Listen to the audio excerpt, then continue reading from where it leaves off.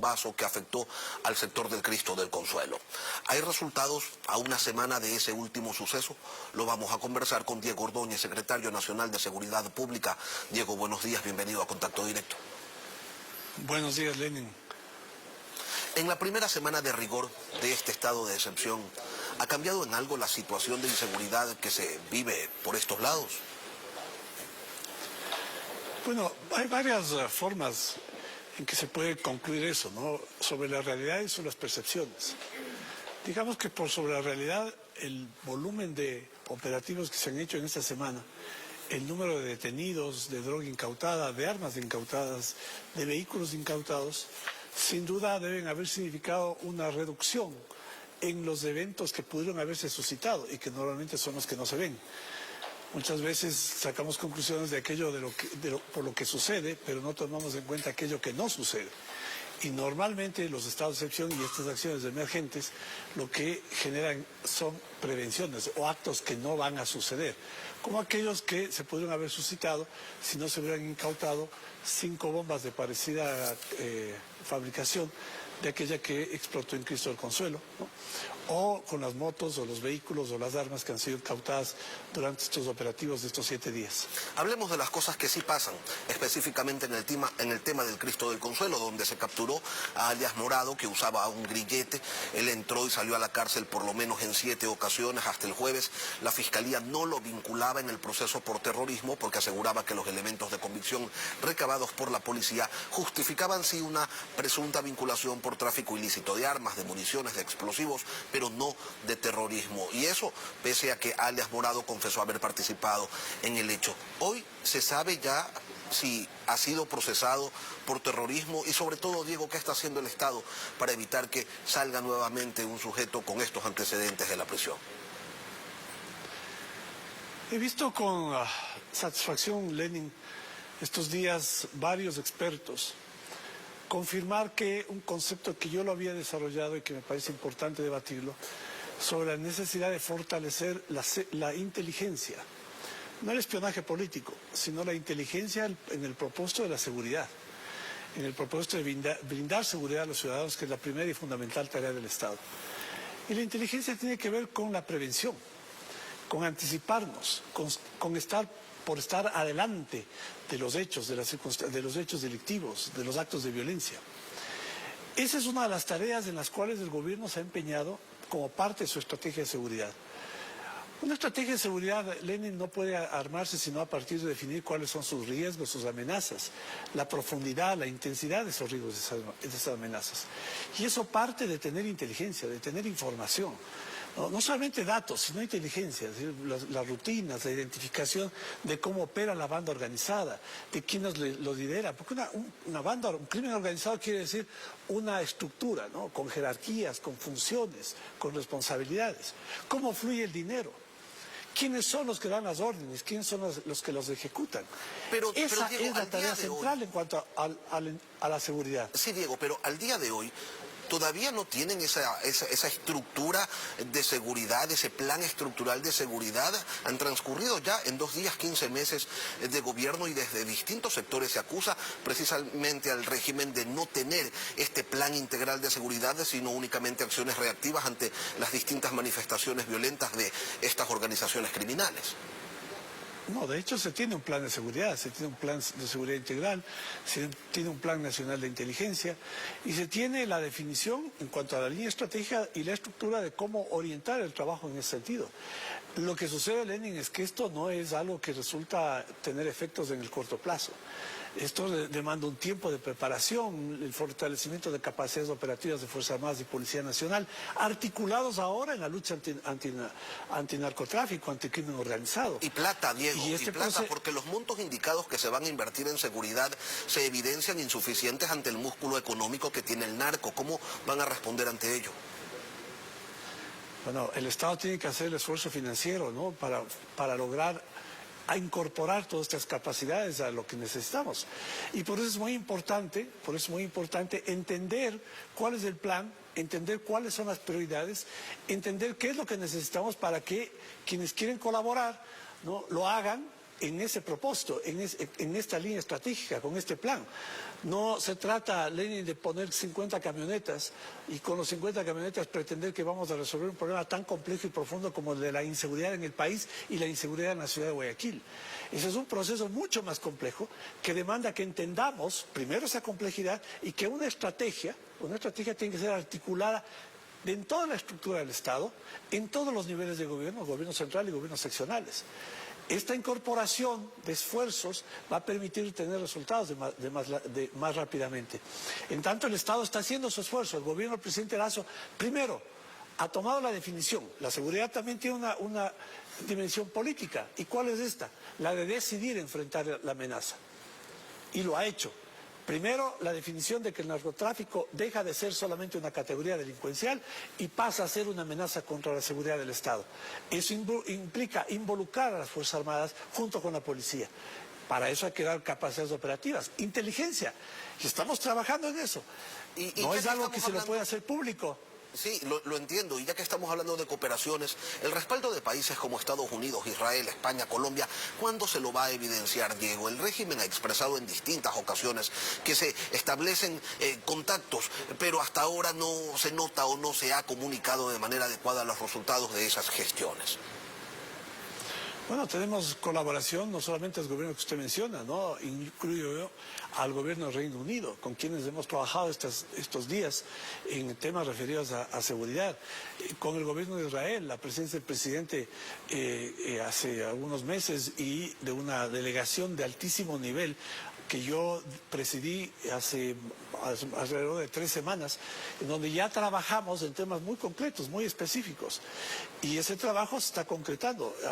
Pero la pregunta, Diego, es cuándo. Y quiero invitarlo a escuchar lo que dice el jefe del distrito policial de Quevedo, porque esto no solamente es un asunto de percepción de la ciudadanía, sino también de quienes están allí en la primera línea combatiendo a la delincuencia. Escuchémoslo.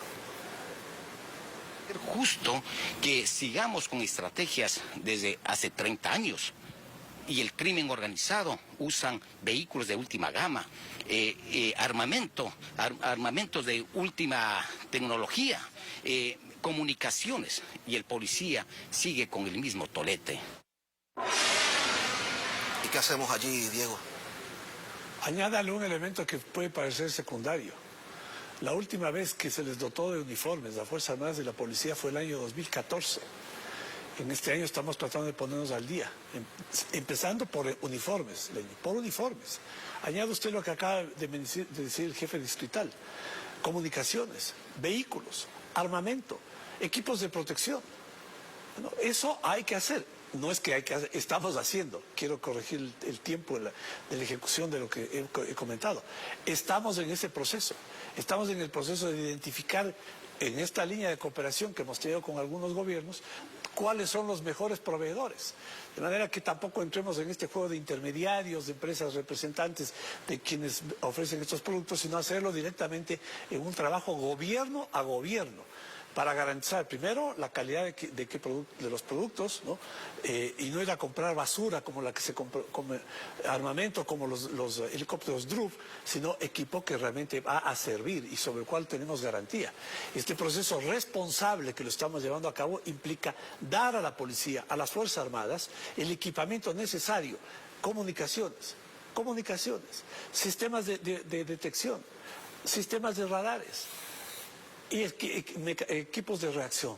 Y hay que actualizar a la Fuerza Armada, a la Armada Nacional, al Ejército, a la Fuerza Aérea, a la Policía, con nuevas capacidades, actualizar las que tienen. Eso es el plan en el que estamos y estamos ejecutándolo, incluido el compromiso del presidente Lasso de buscar el financiamiento para que esto sea posible. Y destaca usted el tema de inteligencia, lo ha mencionado en algunos momentos en esta entrevista, Diego, y es correcto, es lo adecuado.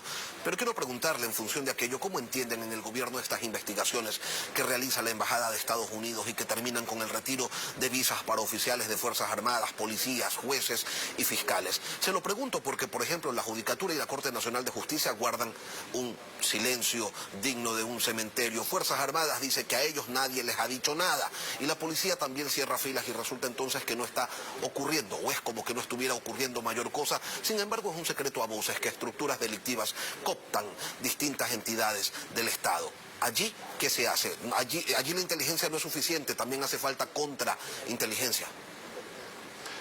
Primero quisiera precisar que ninguna fuerza, tanto las Fuerzas Armadas como la fuerza policial, la Policía Nacional, cierra filas cuando hay denuncias de corrupción. Ellos no han cerrado filas cuando se habló del caso narcogenerales, por el contrario, tomaron medidas internas para depurar. Internamente hay mecanismos de depuración que operan, que funcionan y que generan, en el caso de la policía, lo que le acabo de mencionar.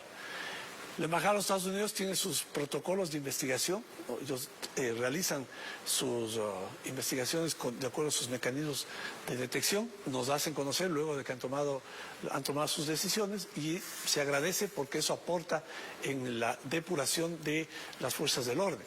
Respecto a la contrainteligencia, es otra de las capacidades que hay que fortalecer.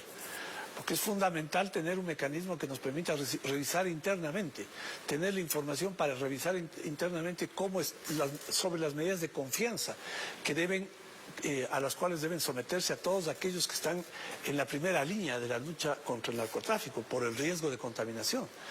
Esos son mecanismos que se tienen que fortalecer. Y en esto es muy importante destacar, ¿no?, el compromiso del mando militar, del mando policial, de que eso sea de esa manera. Yo me encuentro extremadamente reconocido de este nivel de profesionalismo con el que, diría yo, además que ha servido de barrera de contención, ¿no? Primero para evitar que terminen siendo objeto de penetración ideológica como la que se pretendió durante los 10 años del gobierno de Correa, y luego en donde también hay mecanismos de contención para evitar un nivel de contaminación por actividades delictivas. Diego, el pasado viernes firmaron un convenio con los ministerios del Interior y de Defensa, hablo de la SENAE, convenios de cooperación para implementar escáneres en todos los puertos, aeropuertos y pasos fronterizos.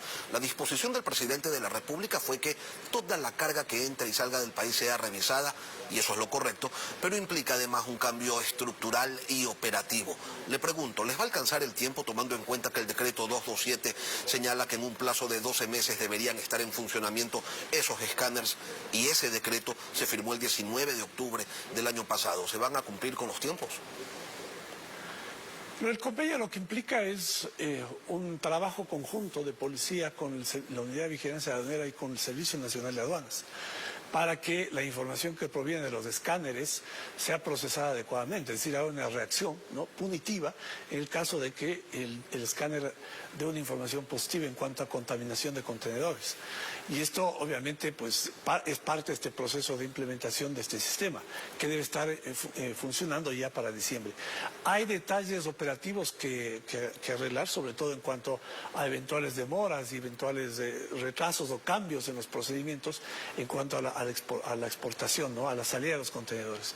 Y hay un trabajo, un trabajo muy cercano con la Federación de Exportadores y con quienes están a cargo de la administración portuaria. Pero este detalle, Lenin, es muy importante. Hay dos puntas de este proceso de contaminación del territorio nacional con droga que debemos controlar. El primero es las fronteras, sobre todo la frontera con Colombia. Debemos generar un mecanismo de contención para evitar que el tráfico entre impunemente y circule por el territorio ecuatoriano y salga como está saliendo en este momento por los puertos, según señala un informe de Naciones Unidas presentado hace unos 15 días de la Oficina contra el delito organizado y la Oficina Antidrogas de Naciones Unidas. 90% de lo que entra al Ecuador sale por los puertos. La estrategia del gobierno es estrategia de contención y ahora de detención, para evitar que lo que esté ingresando pueda exportarse, ¿no?, o pueda ser contaminado en los puertos. Parte de la estrategia global, la instalación de escáneres, el modelo y el sistema de gestión que va a haber en torno al control en puertos, tiene que ver con esta estrategia global que tiene que ver contra la lucha contra el narcotráfico. Diego, pero esta estrategia, estos procesos, ¿se ven empañados por la investigación fiscal del llamado caso Danubio, donde se busca determinar qué hay detrás o qué hubo detrás de esa intención de comprar cargos claves dentro del Servicio Nacional de Aduanas? Más concretamente, ¿el gobierno mete las manos al fuego por los funcionarios o exfuncionarios que están siendo investigados? Mire, Lenny, yo quisiera en este punto repetir aquello que ha dicho la fiscal, ¿no? Se trata de más de titulares que de contenidos. En el caso específico de la aduana hay que orientar la investigación hacia lo que acabamos de comentar. La contaminación del narcotráfico que utilizan los puertos para exportar droga. Esa es la investigación y esa es la preocupación que tiene el gobierno nacional respecto de las aduanas. Aquello que se ha manifestado, que ha involucrado a personas cercanas al presidente Lasso, no ha pasado de ser humo, disculpen decirlo con franqueza, no ha pasado de ser rumores. Y como dijo la fiscal, es fácil sentarse ante un micrófono y decir a que esos rumores puedan ser convertidos en noticias sin tener ningún fundamento. El gobierno tiene una postura, Lenin, y la ha manejado desde el primer día, y tiene que ver con los valores de todos aquellos quienes lo integramos y sobre todo de quienes estamos más cerca del presidente de la República. Es absoluta honestidad. Este es un gobierno de gente honrada, este es un gobierno de gente íntegra. Y no cerramos los ojos frente a la corrupción. Al primer indicio, el presidente de la República ha tomado decisiones de separar a funcionarios a quienes se mencionaron en esos actos inmediatamente fuera del gobierno. En este caso, la preocupación respecto al tema de las aduanas es los probables intereses que puedan haber respecto de evitar que se tomen acciones como aquellas que estamos tomando y hacia donde debemos dirigir la investigación y no quedarnos en el humo o en los rumores que no tienen ningún fundamento, ninguna prueba, ninguna evidencia. Diego Ordóñez, secretario nacional de Seguridad Pública y del Estado. Gracias, Diego, por acompañarnos hoy aquí en Contacto Directo. Muchas gracias, buen día. Y ya volvemos con Enrique Pita, vicepresidente del Consejo Nacional Electoral y la convocatoria oficial a elecciones.